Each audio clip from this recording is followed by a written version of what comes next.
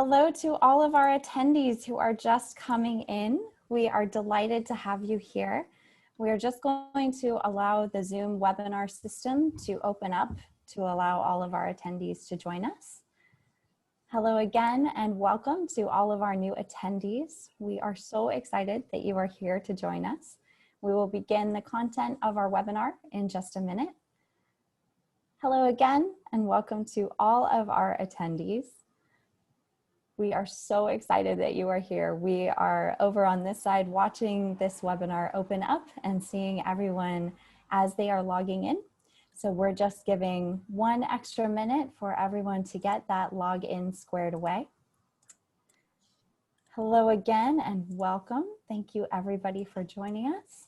And it looks like we have most of our attendees have been able to get in, so we will go ahead and get started. So hello, thank you for being here. This presentation is hosted by ICPSR and we are so delighted to have you join us. This webinar will be recorded and the recording and the slides will be sent to you via email. During these live presentations, please excuse cameos from canine colleagues and other unexpected moments. And we hope that this doesn't happen, but if the webinar were to close unexpectedly, please reopen it from the link that you used to attend this presentation. We welcome your questions. Please type in those questions at any time using the Q&A box, which is on the bottom of your Zoom window. And a live transcript is available. To show or hide that, you will click the up arrow, which is on the live transcript button. Please note that for anyone who is joining us using a phone or a tablet, the Zoom app currently highlights only the active speaker. The live transcript will still be available. And for privacy, all participants are in listen-only mode with microphones muted and chat between participants unavailable. And once again, this webinar will be recorded and the slides will be sent to you as well as the recording via email. And with that, Dr. Mead, you are welcome to unmute and the floor is yours. Thank you so much, Anna. Hello and welcome. This evening, the University of Michigan Center for Disability Health and Wellness, the University of Michigan Council for Disability Concerns, and the Ideal RRTC are delighted to present a discussion on the new anthology, Disability Visibility, First-Person Stories from the 21st Century, edited by Alice Wong and published earlier this year by Vintage Books.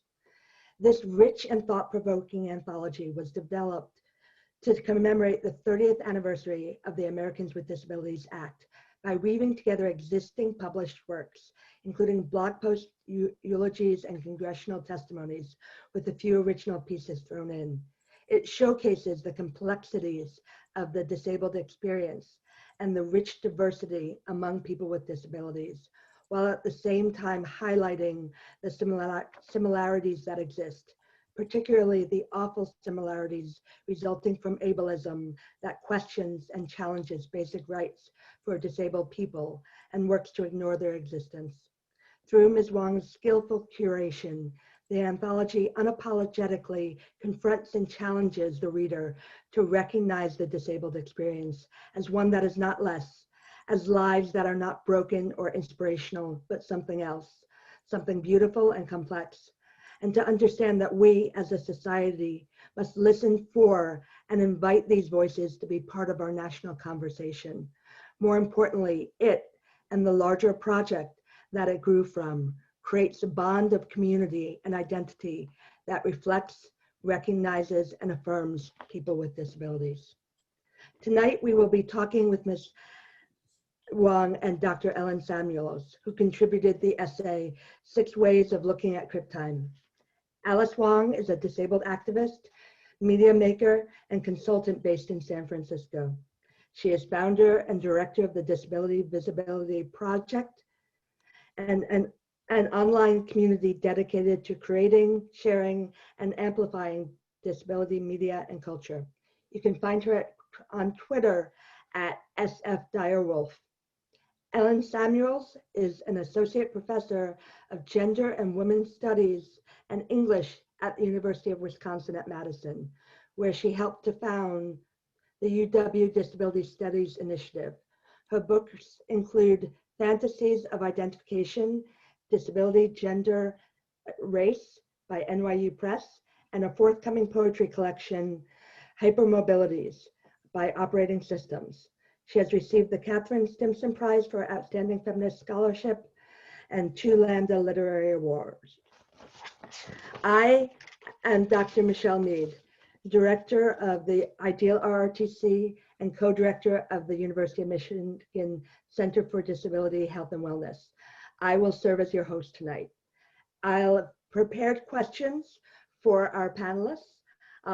And as you go along though, please write in your own questions and I will work to integrate them into the conversation. So as we dive into, before we dive into the book, I have a few questions for each of you. Alice, can you tell me about your Twitter handle, @direwolf? How was that selected?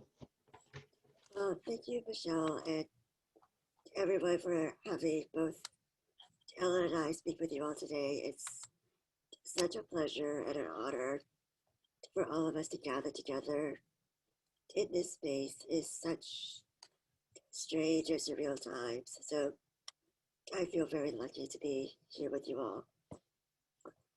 So I joined Twitter definitely 6 or 7 years ago. And Wong is a very common surname, and I had a feeling that in starting my Twitter handle, there wasn't going to be an Alice Wong available. So I thought, okay, what's something that's short, that's pithy, that's, you know, kind of fun. So at that time, you know, I'm an avid watcher, I was an avid watcher of the HBO series Game of Thrones. So this is part of my third, you know, TV loves, and to be a third fantasy nerd. So I thought, okay, direwolf. I live in San Francisco, so like, as a direwolf. Luckily, nobody took that to handle yet. And here we go. So this is what happened. And I sometimes get a few questions over the years because a lot of fans of the Grateful Dead asked me if there was a connection. I'm like, no, it's more of a Game of Thrones connection, but that's often another question I get about my handle. But yeah, so that's the origin story. Okay. Well, and how do you approach and use social media, and particularly Twitter, as an activist or a writer, artist, or both? I feel like this is my feeling only. Clearly, everybody has their own approach, their own philosophy, but I really feel like one should not have to choose, you know, in order to create a persona or presence online. It would be kind of inauthentic to only tweet about disability because, you know, there's just so many other things that I'm interested in as well. And I think that's a way for people to see me as something more than just an activist. Because I think that's another thing too. That's, you know, at this time, you know, whether our main identities are through work, whether, you know, you're an academic or a writer, you know, there's so many more dimensions of us. And I think that as a disabled person, we have been reduced oftentimes to do what we do or what we produce. And I also feel like that's also this, you know, internalized capitalist kind of ableism as well. And I try to resist that as best as I can. And, you know, for anybody who does happen to follow me, you know, they'll see I have like lots of, you know, interests. I retweet all kinds of people. I love to talk about food and movies, television, animals, a lot of cat videos. So these are all things that give me joy. And I think we all need to be joyful and find pleasure when we can. So, you know, while Twitter can be a very unsafe place, a very kind of gross place, I have found so many people that have been engaged in a lot of great, meaningful conversations. So that to me is why I'm still there, because of what I've learned and who I'm connected with. So there's definitely a lot of ambivalent feelings, but I think right now, especially with the pandemic and people just can't be together, this is, one way that many sick and disabled people and people who are, homebound, like this was the way we've socialized for a long time, pre-pandemic. So Yeah. I'm sorry. No, you go ahead. I was going to say, so you're not one or the other. You commit yourself wholly as a person, and you share that part of your life on Twitter or reflect that.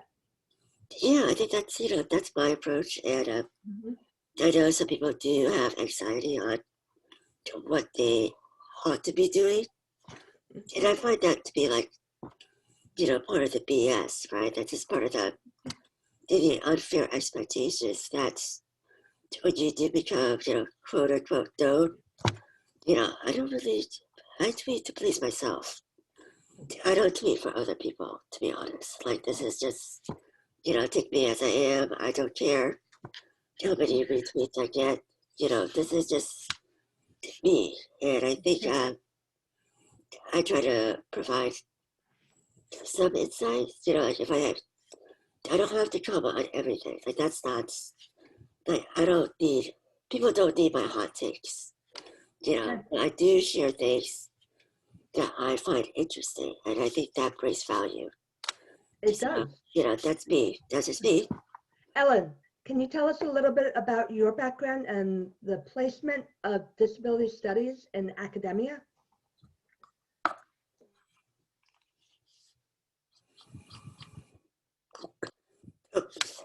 Ellen, you're muted. I know. Okay, sorry, I knew I would do that. I want to start first by thanking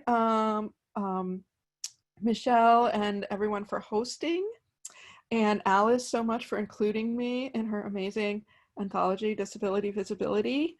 And I want to add a couple access notes related to myself, which is that it's hard for me to look at a screen for a long period, so I'm going to be trying really hard to look away. It doesn't mean I'm not listening or paying attention when I look away. And I want to remind everyone else to look away sometimes, because I've noticed that while this for me predated the pandemic and is part of my own neurology, it's now becoming a bit of an epidemic among academics, at least that I know, who are teaching online and doing a lot of work online, that they're starting to have all kinds of symptoms related to looking at screens too much. So that's like my PSA. I know other people don't have your cameras on, but I just always like to say, I encourage everyone to do what you need to do to get comfortable.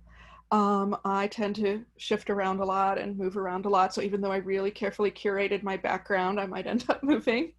And that's just, part of in disability studies and disability community, right? What we do to make our spaces inclusive of as many people as possible. So my background, well, I'm an academic. I have an MFA in creative writing from Cornell University, and then I went to UC Berkeley to do my PhD in English right when disability studies at UC Berkeley was getting started, and had the great privilege of working with both professors there, like the wonderful Sue Schweik and Georgina Klege, and then people in the community, because of course Berkeley is the kind of birthplace of the independent living movement in the US. And so really being in the heart of that is what oriented me toward disability studies, and it became my primary field. And then I was very lucky to get one of the only jobs then, and still there's very few jobs in disability studies at universities. So I'm at the University of Wisconsin-Madison. I've been here about 13 years. And since then have been fortunate also to be joined by a number of other wonderful colleagues in disability studies. Disability studies itself is, I don't know if we're an emerging field anymore. I think we've emerged, but we're still a minoritized field. We have the most in common with ethnic studies and gender and women's studies. in that we are a field that emerged out of justice movements centered around disability identity, but we're different in that there are already whole artifices in the academy there to study disabled people, right? Whether from a medical perspective or rehabilitation or psychology or social work. And so disability studies continues to figure out how we distinguish ourselves from those fields. When do we overlap or interact successfully, and when are we kind of butting heads, right? And I don't think that has been resolved. I think it's a productive tension in the best moments. Disability studies comes out of a disability rights movement that is very much about putting disabled people at the center, right? And the motto, nothing about us without us, right? So the idea that there shouldn't be non-disabled experts who are studying disability. It should be disabled people ourselves, centering our knowledge, producing knowledge, centering lived experience. But sometimes that, butts up against the fact that, say, I mean, just to use myself as an example, I might go to campus and teach a class where I'm talking about displacing the medical model and challenging notions that disability needs to be cured, and thinking of disability as a part of human diversity, right, that we celebrate and don't just try to eliminate. And then I might leave campus and go to physical therapy and be like, my arm hurts, please fix it, right? And so that, those questions of how we reconcile our lived experience, and particularly pain and suffering, is one of these points of tension. And then another point of tension is where other minoritized identities and other axes of inequality intersect with disability. Disability studies really emerged and got solidified in the academy as a very white field, and now it's really being challenged from within and without to become a field that centers people of color. And that's one of the things I love about Alice's book, that Disability Visibility Anthology, is the way it really centers the writing and the experiences of people of color who are disabled, and realizing that just like other movements like feminism or gay rights, that, we still exist within white supremacy, and we need to be actively decentering that. And that's where I see a lot of my work right now, is trying to actually decenter myself and make space for people of color, especially the many wonderful younger disabled people of color who are out there doing work. That's probably a great launching point to go back and focus on the book itself.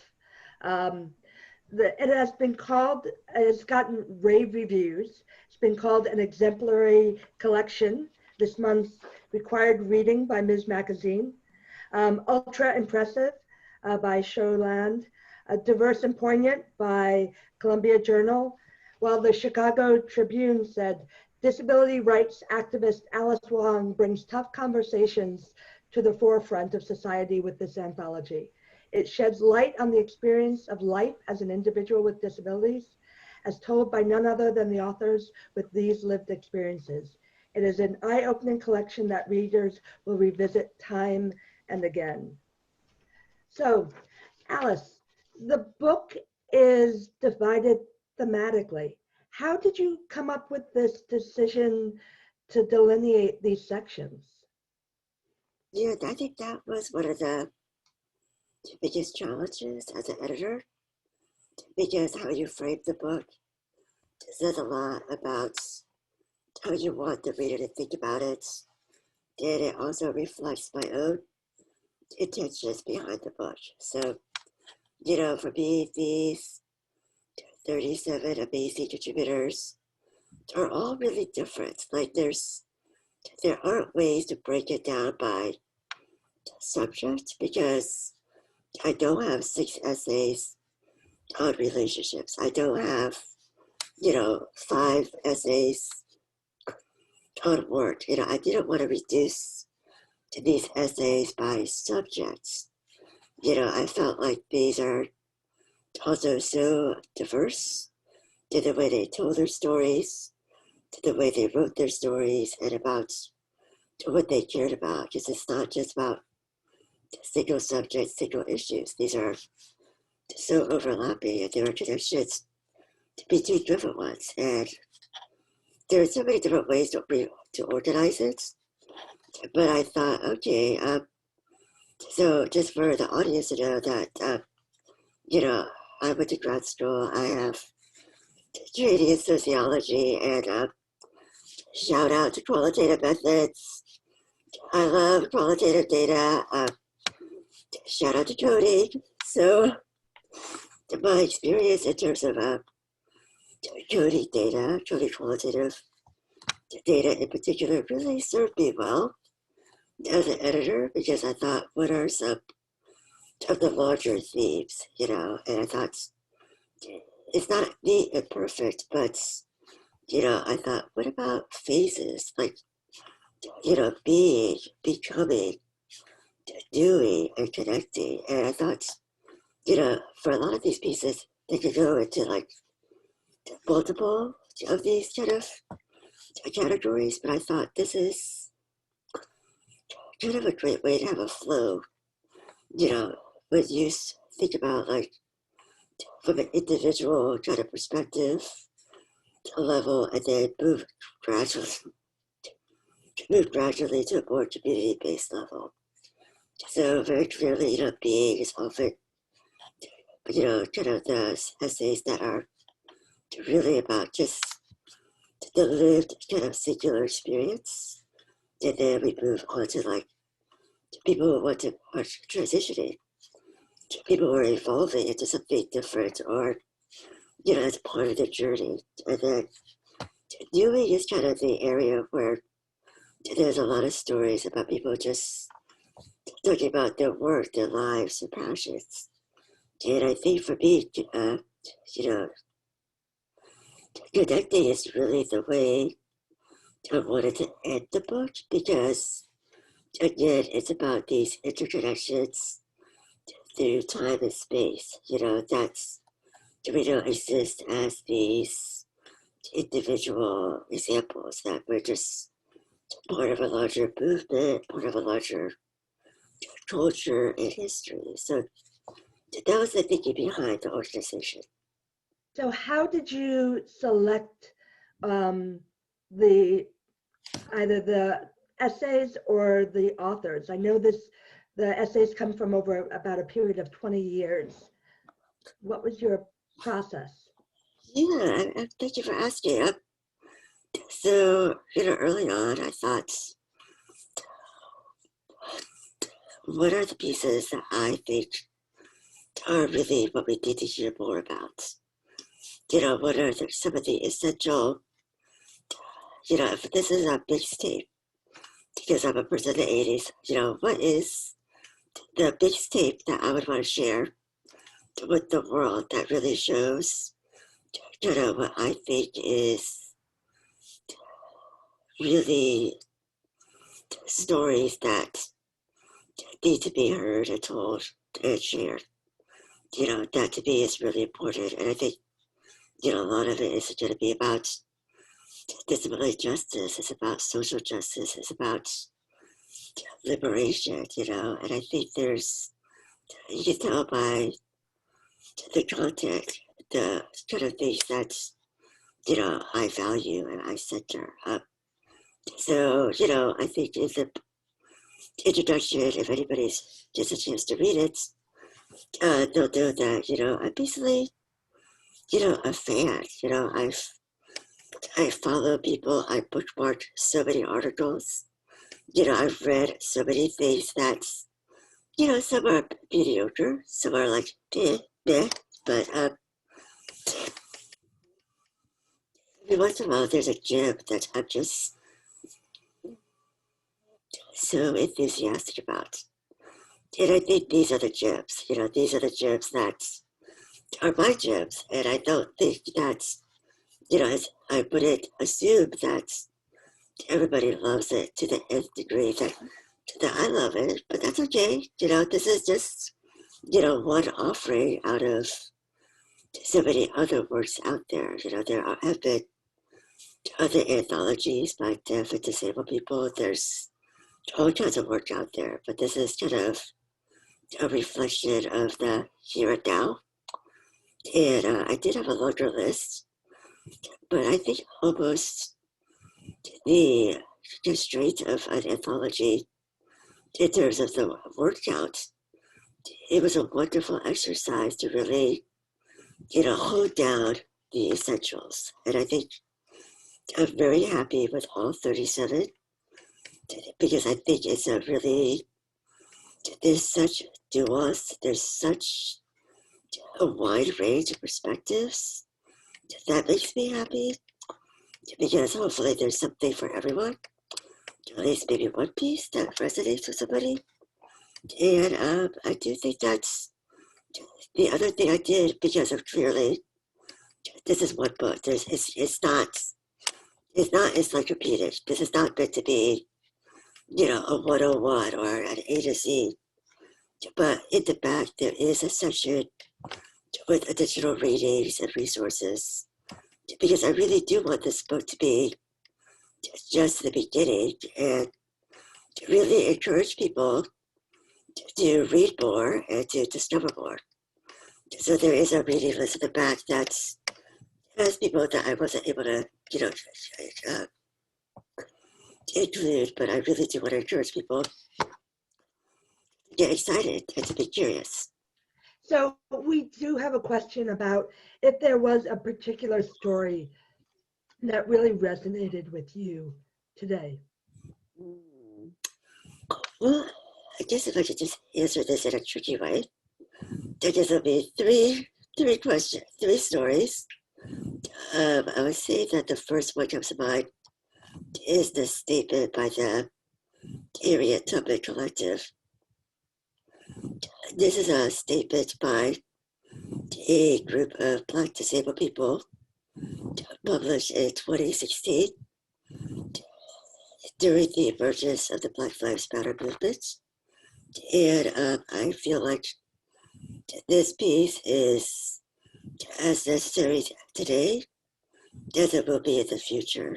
I feel like that's one piece I would encourage people to read and also to really do a deeper dive on the work of all the people that signed that piece.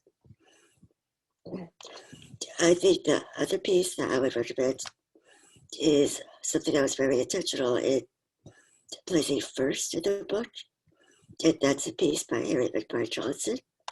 It was published in 2003 in the New York Times about her conversation with a well-known philosopher, and basically really confronting and talking about, eugenics and about ableism in very real, stark ways, and with a lot of humor too. And I think it's a very meaty piece. It's probably one of the largest pieces in the entire book, but I do think if there's one piece, if a reader, if they only read one piece, and it ends up being the first one, this is the one that I would say really captures so many different dimensions about the lived experience, about the everyday, getting around campus, traveling, working with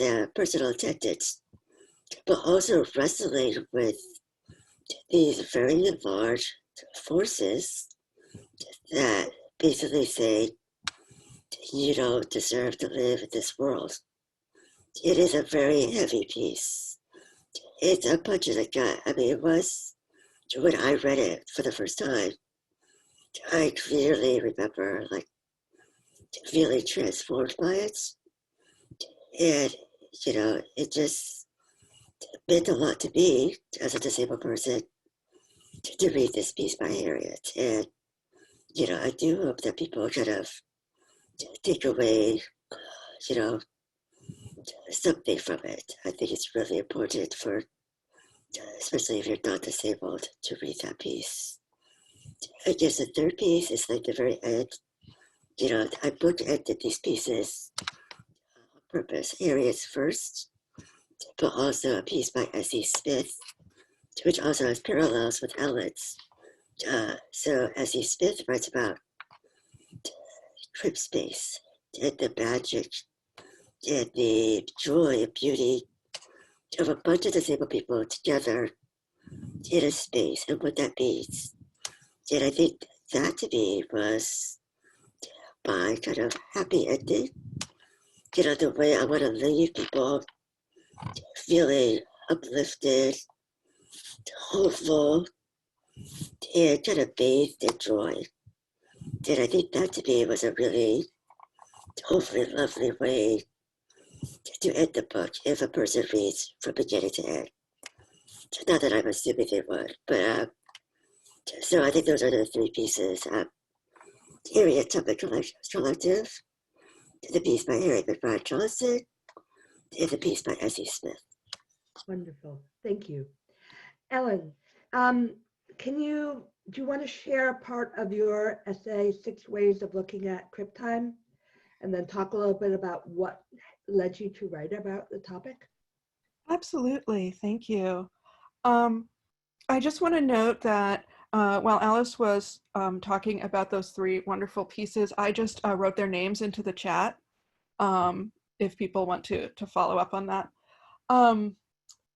So 6 Ways of Looking at Crip Time is an essay that I had previously published that Alice invited me to include in her anthology, and I was really glad to. And it's mostly a personal autobiographical essay, but it's also kind of philosophical about this concept we call Crip Time. And I say, in the essay, I describe 6 ways of looking at it. And let's see if I can remember them all. Crip Time is time travel. Crip Time is grief time. Crip Time is broken time. Crip Time is writing time. Crip Time is vampire time. And there's one more I'm not remembering. But I'm going to read a very short passage from the section Crip Time is broken time. If anyone's following along at home in the book, it's on page 192. For Crip Time is broken time. It requires us to break in our bodies and minds to new rhythms, new patterns of thinking and feeling and moving through the world. It forces us to take breaks, even when we don't want to, even when we want to keep going, to move ahead. It insists that we listen to our body minds so closely, so attentively, in a culture that tells us to divide the two and push the body away from us while also pushing it beyond its limits. Crip time means listening to the broken languages of our bodies, translating them, honoring their words. So a couple things. The essay itself was the most personal thing I had published in a long time. My trajectory as a writer is that I did an MFA in creative writing in the mid-90s and in poetry, but I also wrote some creative nonfiction. And then I decided to go and get a PhD in literature. And I got a job doing that requires us to do scholarly, research-based analytical writing that's published in peer-reviewed journals. And I did all of that as I needed to get tenure, as I was very lucky and privileged to have a tenure-track job, and I was able to earn tenure. And then, once you get tenure, you get to take kind of a deep breath and say, what will I do now? Now, in the meantime, I had written this piece for a conference that was held at the University of Delaware on disability and disclosure. It was put together by 2 wonderful disability studies scholars, Stephanie Kirschbaum, Kerschbaum, and Margaret Price, Price. And they invited me to come and be one of the keynotes at the conference, and I wrote a keynote and I delivered it. It was all very academic and official and looked good on my CV. And then someone else said, I'm also putting together a panel at the conference about Crip time. Would you like to write something for that? And I said, sure. And I started writing this very personal thing in my head that was all about, buy the book and read the essay so you can read it all. But it was about when I became disabled, I have a genetic condition. We didn't know I had it. I had a fairly normative childhood, except that I was always tired and in pain, and my mother always took me to doctors, and they always said, there's nothing wrong with her, she's lazy. So that was awesome. And then in my 20s, in my early 20s, then I started to develop new impairments and symptoms that really were very disabling. And it still took it wasn't until 35 that I was correctly diagnosed with this genetic condition. So in my 20s, when I became very ill, I was going from doctor to doctor, and they were saying, there's nothing wrong with you. You need to see a psychiatrist, as happens if you even have the privilege to even get to have, like, I had medical insurance that let me go from doctor to doctor. And then I literally looked up psychiatrists in the yellow pages. This is how old I am. I looked up doctors-psychiatrists. Anyone of my generation will remember what that was like pre-internet, and just cold called them until I found one, because it was, yeah. And the one I saw said, you're 22 and you're dealing with a pattern of loss I see in people in their 70s. And so that kind of threw me into this idea of, like, I'm not in the same time as other people.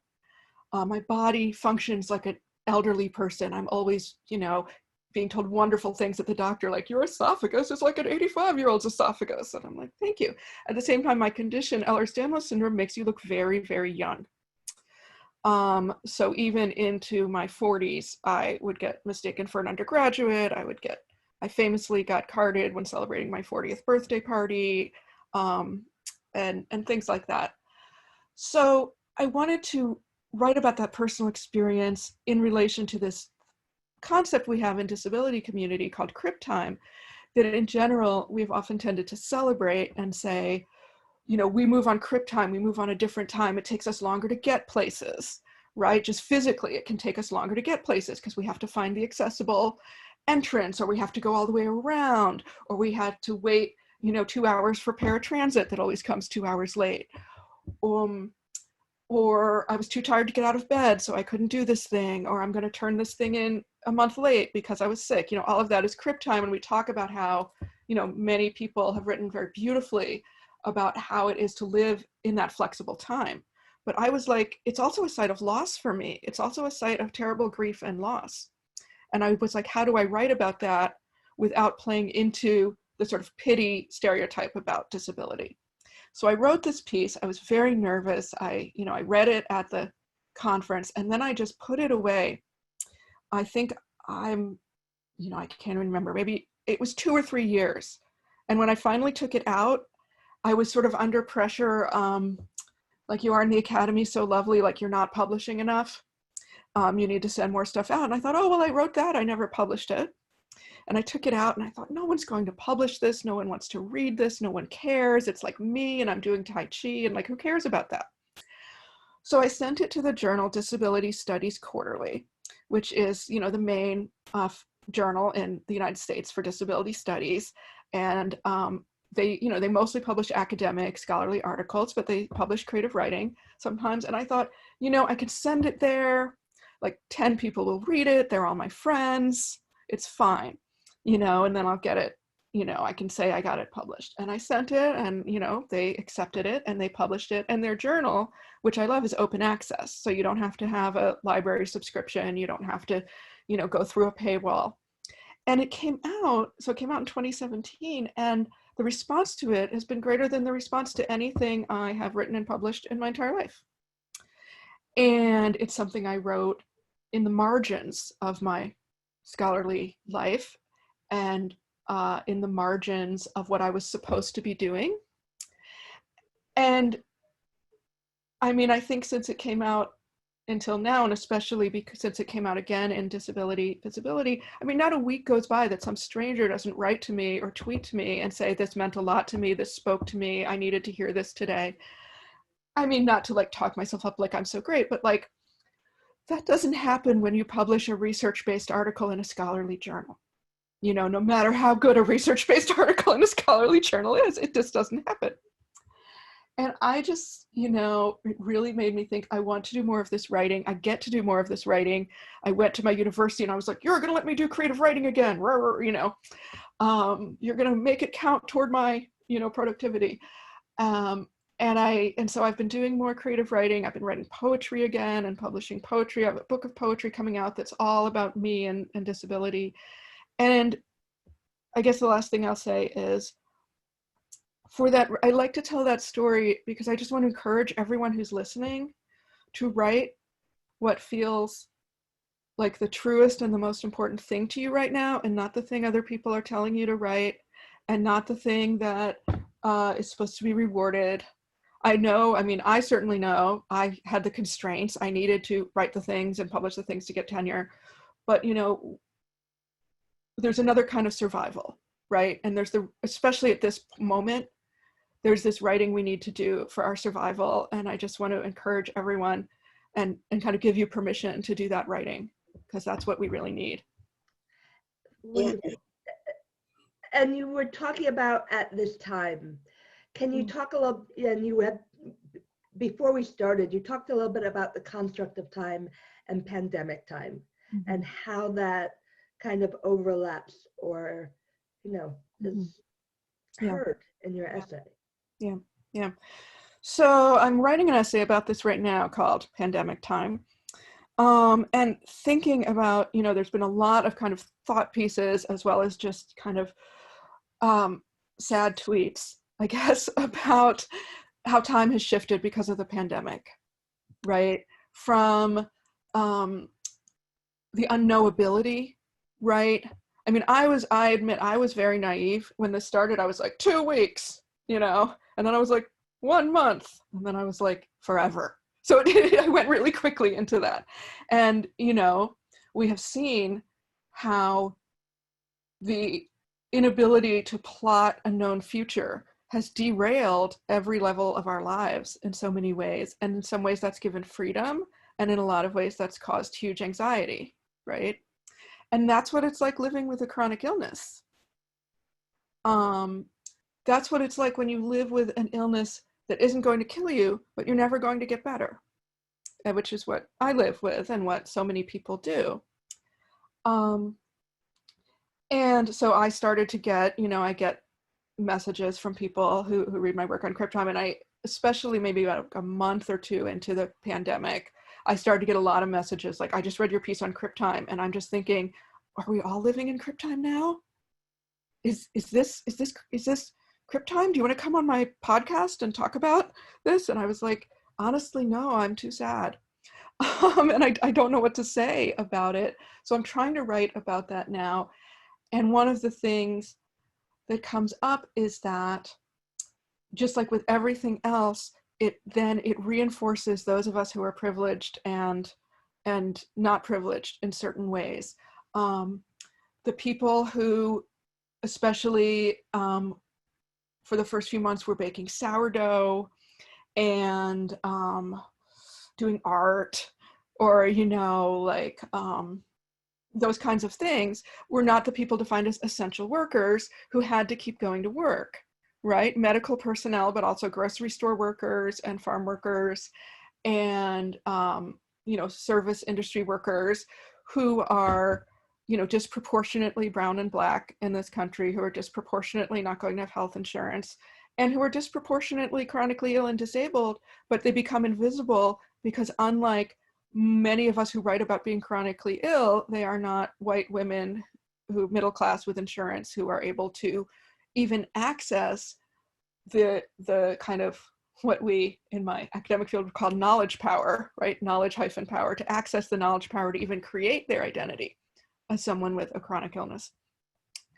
And the other way that we're living in pandemic time that I fear is going to last a very, very long time, generations, in fact, is long COVID, right? So everyone is so focused right now on the death rates, which are obviously very important. And there have been hundreds of thousands of deaths in this country that could have been prevented. And one of the many reasons that actions were not taken to prevent them was when it was realized that people with health conditions and elderly people would be the primary victims, and also that brown and Black people would be the primary victims, right? So not to discount the injustice and as well as the tragedy of those deaths. But what almost never gets talked about, but is looming, are that millions of people have gotten COVID, right, in this country, as well as, more millions around the world. And many of them are now living with a chronic illness that may be lifelong, right? Many of them are living with symptoms, neurological, cardiac, pulmonary, etc., symptoms that are quite disabling. And the chronic illness community has had, this very complicated response of, on the one hand, just the incredible grief of, it's like seeing someone get hit by a car in slow motion, and you're like, oh, you know what's coming for them, and they don't know, and hardly anyone's paying attention to it. But we're going to have these millions more disabled people. And then there's the medical attention they're getting, and people with chronic illnesses like myalgic encephalomyelitis, which I will just type into the chat later, but it's abbreviated ME/CFS, what used to be called chronic fatigue syndrome, that they are so stigmatized and get almost no medical attention, and they're treated, like malingerers. And then you have people with long COVID with exactly, because ME/CFS is often seen as a post-viral syndrome, the same condition. Suddenly the medical community is like, we must pay attention to this. So it's like, on the one hand, you're in our community, on the other hand, we're being pitted against each other. And really, the largest thing is, like, in a different way, we're all going to be living in Crip time, in the grief of Crip time, not only the grief of those who've died, but many, many lives, including the lives of many young people. I mean, I don't want to cite statistics without knowing my exact sources, but there have been studies showing that, more than half of college athletes who've had COVID have some kind of cardiac impairment afterward. And these are, the youngest, healthiest of all. So we're looking at something coming that I wish I could say, something like, and then more people will be disabled, and so we'll win more rights. But I fear in our current situation, it will be more people competing for the same scarce resources, dealing with the same stigma. And once again, those who are more privileged getting, having to fight even to get treatment and support, whereas those who are less privileged aren't even in the room for the fight. And I want to bring Alice into the conversation, this discussion, because she's nodding a lot, and her books and Twitter, she brings up a lot about, how we have to all learn now from folks with disabilities who have been living it, who have been problem solving, who have been finding solutions. And also talking about the intersectionalities which are woven throughout the book, and the importance of recognizing and honoring those voices.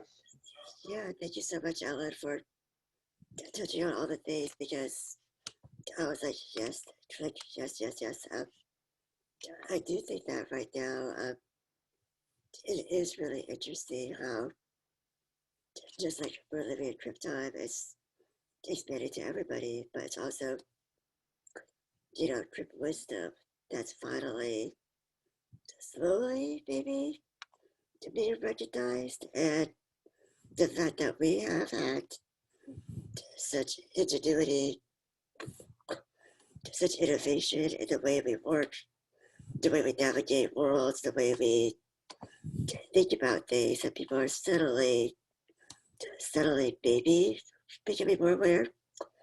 But one of my fears is clearly in this huge rush to return to quote unquote normal, that everything we might have gained will be lost, because again, this is the way that capitalism works, and just the state works. Is the fact that we have to restart the economy at all costs.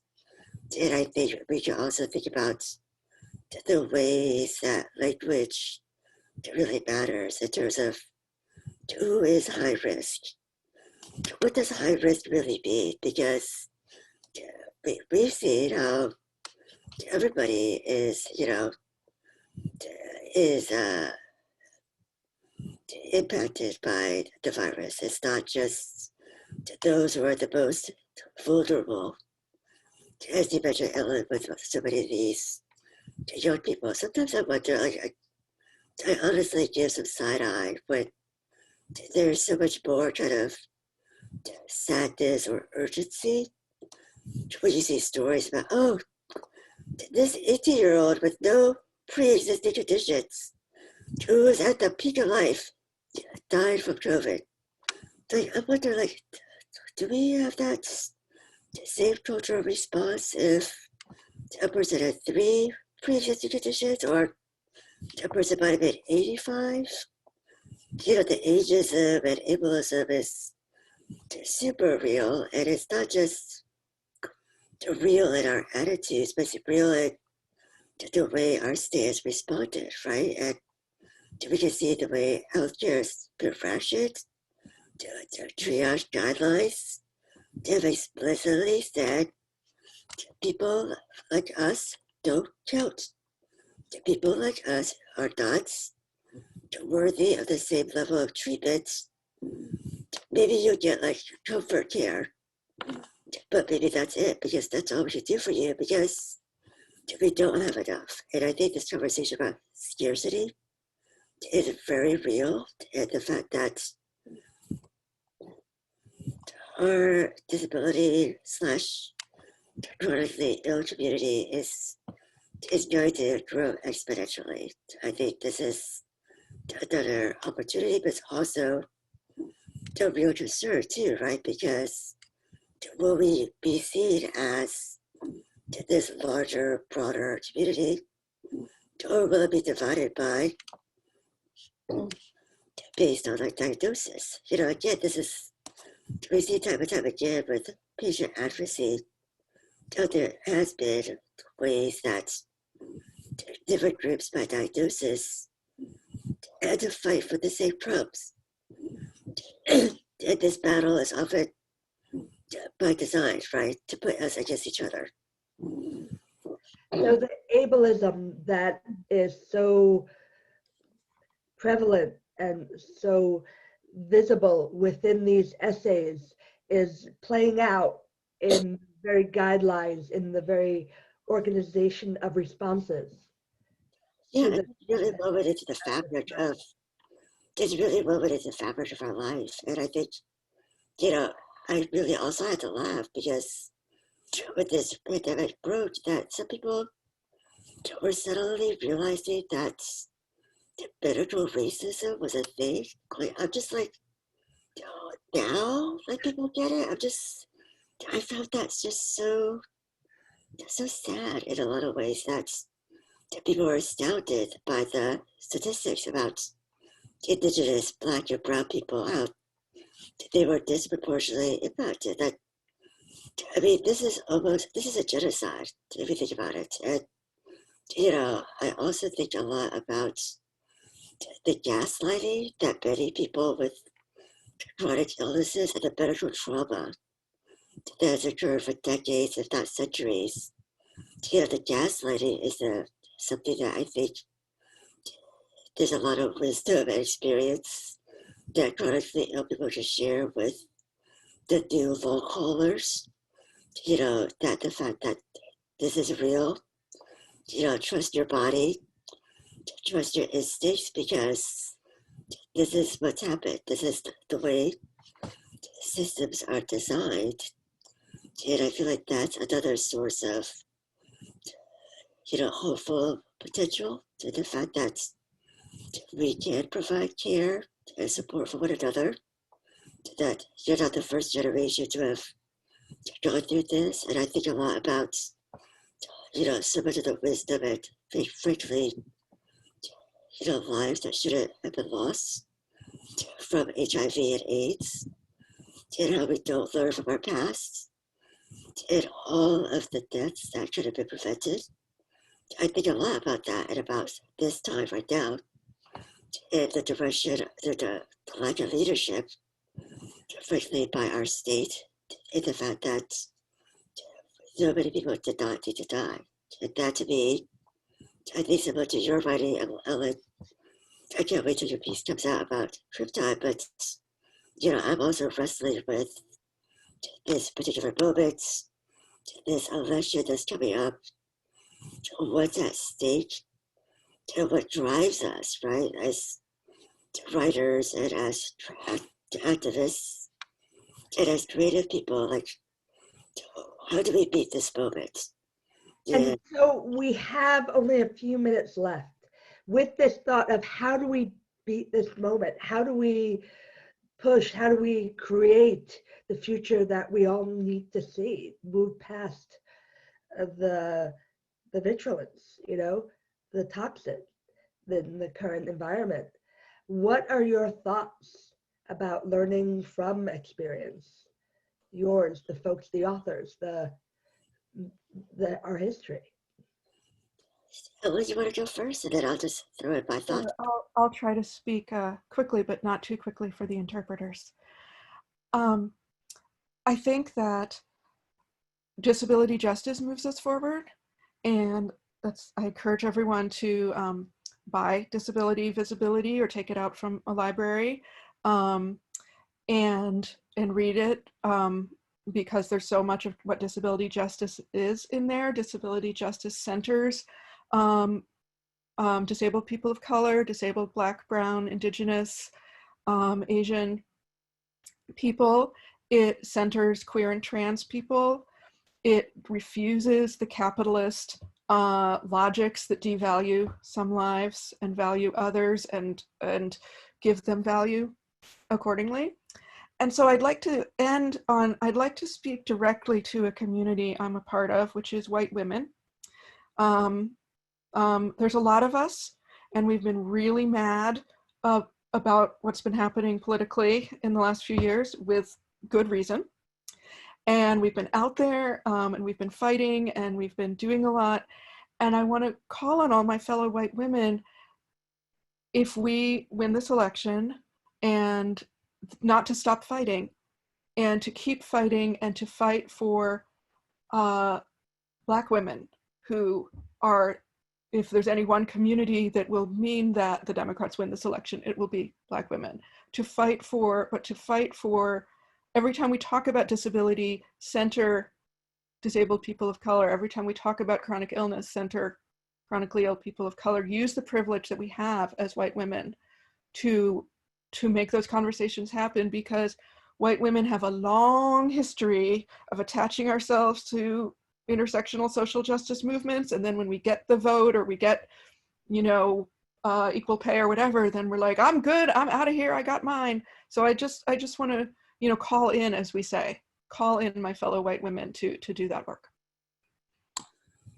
Yeah, I think I'll just add, thank you for that, Ellen, because I think that's, one thing I've said, like, sometimes I'll repeat, but I'll just repeat it again, that's, real allyship is not transactional.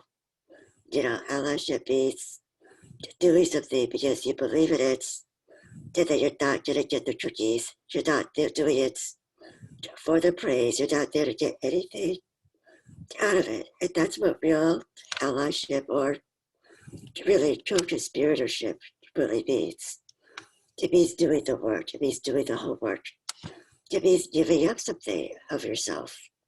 It means being uncomfortable and learning to work through your defensiveness. Like, I myself have a lot of work to do. I am very privileged as well. So I think there's a message that we can share with everyone, that we can all learn things and all take action in different ways. I think, for me, I've written a piece, I wrote a piece recently about voting and accessibility in an op-ed for Teen Vote. And I was really excited for that opportunity because it was a way to talk about the pandemic to a really broad audience, which I thought was really great. And I think, we need all kinds of approaches right now. I'm not centered only on voting as the way to create change, because clearly in our current system, there are many people that still cannot vote. So we need all kinds of approaches. We need all kinds of actions, whether it's just maybe talking to your racist cousin. Like, that's something we could do, right? Like, or, just little things and big things. It all matters. And I don't think there's one way to create change. I think that's the most important thing, that we gotta just throw everything we've got and that I recognize that it all counts, and we don't have to be activists with a capital A to do stuff. I think that's really important, that this is a collective responsibility that we have to beat this moment. Like, if we don't beat this moment, I think we're complicit. So that's the only kind of shaming I'll do, is the fact that if we don't act in any way you want, I think we are complicit. So that's the point. Thank you. I wish we had more time. This has been a wonderful, very thought-provoking conversation. Obviously, buy the book, take it out from the library, listen to it on Audible. There's many ways you'll get something out of it with each different way you approach it. It is such a gift. And I think it does provide insight and awareness and hopefully steps to help us through this time. And I thank you both for your calls, for your activism, for moving forward with this and creating the community through this and other projects. I'd like to thank you again, Michelle, for hosting us. And I'd like to thank the interpreters and the captioner and Anna for tech support, and all of the participants who, and I know a lot of people had questions that didn't get to be asked, and I would just like to invite you to tweet at me and Alice. Can I do that on your behalf, Alice? Why not? Yeah, or I welcome you to email me also. I'm not the best at answering my email right away, but I'm very available, and I just, I'm really grateful to have been a part of this conversation. Yeah, thank you so much for just, Ellen, for having your piece in the book. I think it's one of the pieces that brings me a lot of joy and comfort. And I really do hope that this book itself, I think, about these times is a weird time to come out with a book, but I also think it's the perfect time, because we need community, we need wisdom, we need joy, we need comfort, and that's my hope, that this book could do some of those things. Thank you again. Thank you, all the participants. Once again, thank you to our interpreters, Julie and Christine, to our captioner, Kate, to Anna for your tech support, and thank you, Ellen and Alice, for being a part of this panel. Have a good evening. Good night, everybody. Thank you. Bye-bye.